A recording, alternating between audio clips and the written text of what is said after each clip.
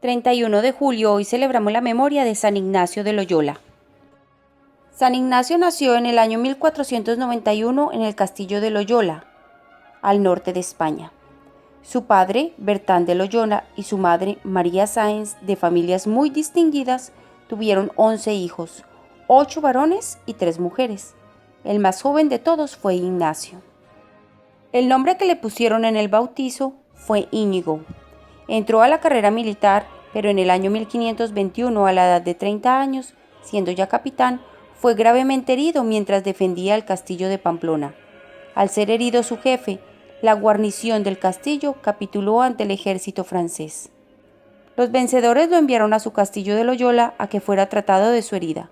Le hicieron 3 operaciones en la rodilla dolorosísimas y sin anestesia, pero no permitió que lo atasen ni que nadie lo sostuviera. Durante las operaciones no se escuchó ni una queja. Los médicos se admiraban. Para que la pierna operada no le quedara más corta, le amarraron unas pesas al pie y así estuvo por semanas con el pie en alto, soportando semejante peso. Sin embargo, quedó cojo para toda la vida. A pesar de esto, Ignacio tuvo durante toda su vida un modo muy elegante y fino para tratar a toda clase de personas. Lo había aprendido en la corte en su niñez. Mientras estaba en convalecencia, pidió que le llevaran novelas de caballería, llenas de narraciones inventadas e imaginarias. Pero su hermana le dijo que no tenía más libros que la vida de Cristo y el año cristiano, o sea, la historia del santo de cada día. Y le sucedió un caso muy especial. Antes, mientras leía novelas y narraciones inventadas, en el momento sentía satisfacción, pero después quedaba con un sentimiento horrible de tristeza y frustración. En cambio ahora, al leer la vida de Cristo y las vidas de los santos, sentía una alegría inmensa que le duraba por días y días. Esto lo fue impresionando profundamente. Y mientras leía las historias de los grandes santos pensaba, ¿y por qué no tratar de imitarlos? Si ellos pudieron llegar a este grado de espiritualidad, ¿por qué yo no lo voy a lograr? ¿Por qué no tratar de ser como San Francisco o como Santo Domingo? Estos hombres estaban hechos del mismo barro que yo. ¿Por qué no esforzarme por llegar al grado que ellos alcanzaron? Y después se iba a cumplir en él aquello que decía Jesús. Dichosos los que tienen un gran deseo de ser santos, porque su deseo se cumplirá. Mateo 5:6. Mientras se proponía seriamente convertirse, una noche se le apareció Nuestra Señora con su Hijo Santísimo. La visión lo consoló inmensamente. Desde entonces se propuso no dedicarse a servir a gobernantes en la tierra, sino al Rey del cielo. Apenas terminó su convalecencia, se fue en peregrinación al famoso santuario de la Virgen de Montserrat. Allí tomó en serio el propósito de dedicarse a hacer penitencia por sus pecados. Cambió sus lujosos vestidos por los de un pordiosero, se consagró a la Virgen Santísima e hizo confesión general de toda su vida. Luego se fue a un pueblecito a 15 kilómetros de Montserrat a orar y a hacer penitencia. Allí estuvo un año. Cerca de este pueblo había una cueva, y en ella él se encerraba a dedicarse a la oración y a la meditación.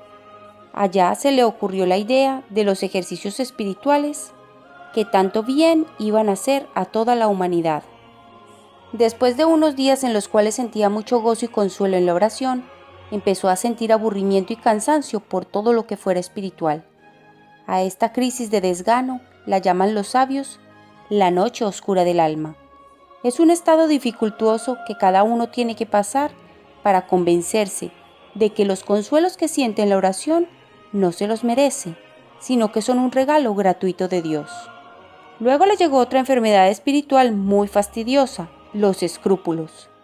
O sea, el imaginarse que todo es pecado. Esto casi lo lleva a la desesperación. Pero todo esto lo iba notando. Y estos datos le proporcionaron después mucha habilidad para poder dirigir espiritualmente a otros convertidos y, según sus propias experiencias, poderles enseñar el camino de la santidad. Allí, orando en este pueblecillo, adquirió lo que llama discreción de espíritus. que consiste en saber determinar qué es lo que le sucede a cada alma y cuáles son los consejos que más necesita. Saber distinguir lo bueno de lo malo. A un amigo suyo le decía después: en una hora de oración aprendí más a dirigir almas que todo lo que hubiera podido aprender asistiendo a universidades. En el año 1523 se fue en peregrinación a Jerusalén pidiendo limosna por el camino. Todavía era muy impulsivo y un día casi ataca a espada a uno que hablaba mal de la religión. Por eso le aconsejaron que no se quedara en Tierra Santa, donde había muchos enemigos del catolicismo. Después fue adquiriendo gran bondad y paciencia. A los 33 años empezó como estudiante en el Colegio de Barcelona, España. Sus compañeros de estudio eran mucho más jóvenes y se burlaban de él. Él toleraba todo con admirable paciencia. De todo lo que estudiaba, tomaba pretexto para llevar su alma a Dios y adorarlo. Después pasó a la Universidad de Alcalá. Vestía muy pobremente y vivía de limosnas. Reunía niños para enseñarles la religión. Hacía reuniones de gente sencilla para tratar temas de espiritualidad y convertía a pecadores hablándoles amablemente de lo importante que es salvar el alma. Lo acusaron injustamente ante la autoridad religiosa y estuvo 2 meses en la cárcel. Después lo declararon inocente, pero había gente que lo perseguía. Él consideraba todos estos sufrimientos como un medio que Dios le proporcionaba para que fuera pagando sus pecados, y exclamaba: no hay en la ciudad tantas cárceles ni tantos tormentos como los que yo deseo sufrir por amor a Jesucristo. Se fue a París a estudiar en su famosa Universidad de la Sorbona. Allá formó un grupo con 6 compañeros que se han hecho famosos porque con ellos fundó la Compañía de Jesús. Estos son Pedro Fabro, Francisco Javier, Inés, Salnerón, Simón Rodríguez y Nicolás Bobadilla. Recibieron doctorado en aquella universidad y daban muy buen ejemplo a todos. Los 7 hicieron votos o juramentos de ser puros, obedientes y pobres. El día 15 de agosto del año 1534, fiesta de la Asunción de la Santísima Virgen María, se comprometieron a estar siempre a las órdenes del Sumo Pontífice para que él los emplease en lo que mejor le pareciera para la gloria de Dios. Se fueron a Roma y el Papa Pablo III les recibió muy bien y les dio permiso para ser ordenados sacerdotes. Ignacio esperó 1 año desde el día de su ordenación hasta el día de la celebración de su primera misa, para prepararse lo mejor posible y celebrarla con todo el fervor.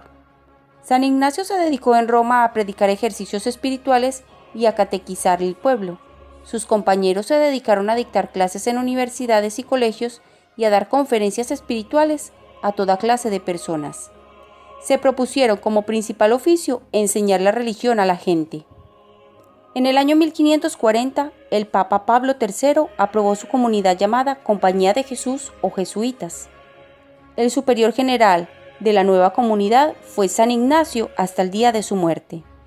En Roma pasó todo el resto de su vida.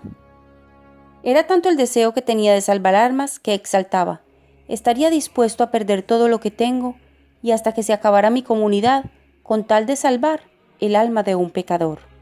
Fundó casas de su congregación en España y Portugal. Envió a San Francisco Javier a evangelizar en Asia. De los jesuitas que envió a Inglaterra, 22 murieron martirizados por los protestantes. Sus 2 grandes amigos, la Inés y Salmerón, fueron famosos sabios que dirigieron el Concilio de Trento.